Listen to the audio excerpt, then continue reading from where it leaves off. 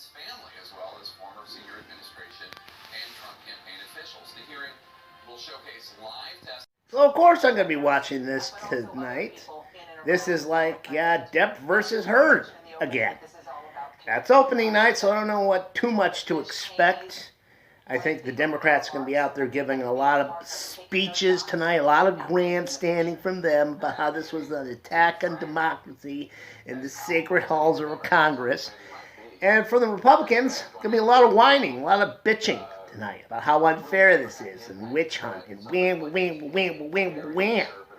But we get through the night, maybe there can be some more interesting stuff the next few nights. And hopefully, Merrick Garland will do his goddamn job.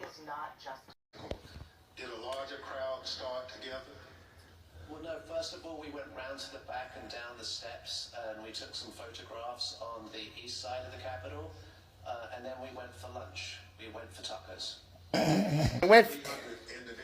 How did these people breach the Capitol? I mean, they stopped for tacos? Okay. Look at this guy behind. Is that Paul McCarthy? And what is this dude's deal? He's like bouncing back and forth. It looks like he's having a stroke. We got like Paul McCarthy looking like behind this guy having a stroke. I assume that's his lawyer. Okay, so just got done watching the first night of the January 6th committee hearings. I thought I'd give my impressions. It's kind of what I thought it would be. I thought it would be an introductory night. I didn't think they'd get a lot done, which they didn't. I said the Democrats would do a lot of grandstanding. Well, only one of them talked, the chairman, Benny Thomason.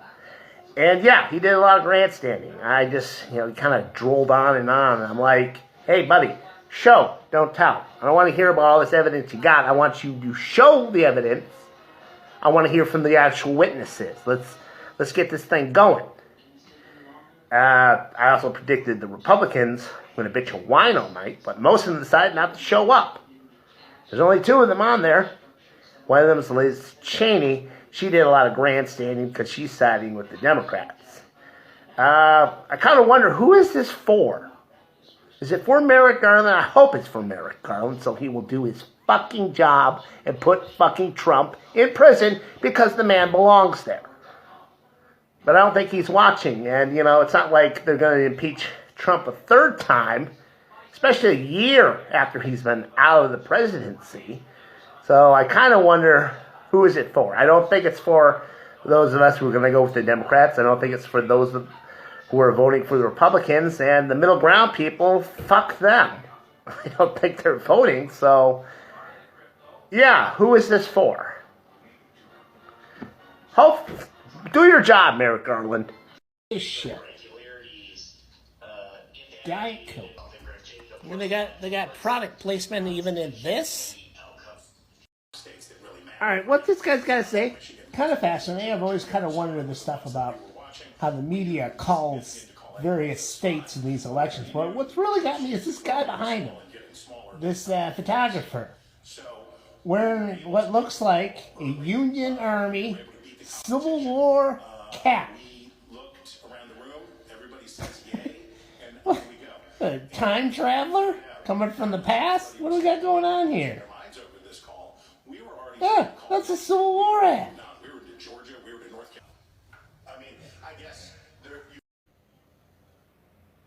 Okay, so, just got done watching the second day of January 6th commission hearings. Not as exciting as that first night. I was kind of bored watching some of it. At first, a little confused as why they were such a focus on what a whining little bitch Trump was about losing the election, where he was, saying, oh God, they were stealing votes there and fraudulent votes there and all the conspiracy theories. And then it dawned on me, oh, of course, motivation.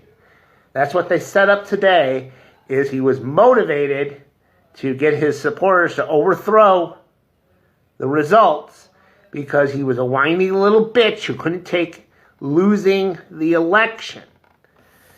One thing that struck me is how, Bill Barr, he is the first rat off a sinking ship. That's the impression I got. And like all of these Trump people, I mean, they're kind of turning on him for this, but I really wondered if that was the case when it was actually going down. That there wasn't maybe some hesitation on their part, but for the most part, they were still kissing his ass. And now everyone wants to act like they were that one person in the room who's like, I said no, Mr. President. I said no.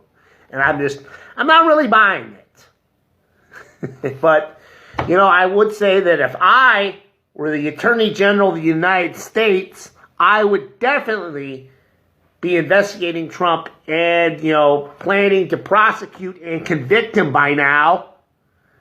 You know, if I had that job, that's what I would be doing as the Attorney General. My job. But I digress. Like I said, I'm looking forward to the next day.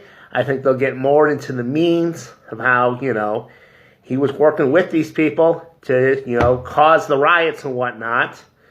And then hopefully this will go somewhere.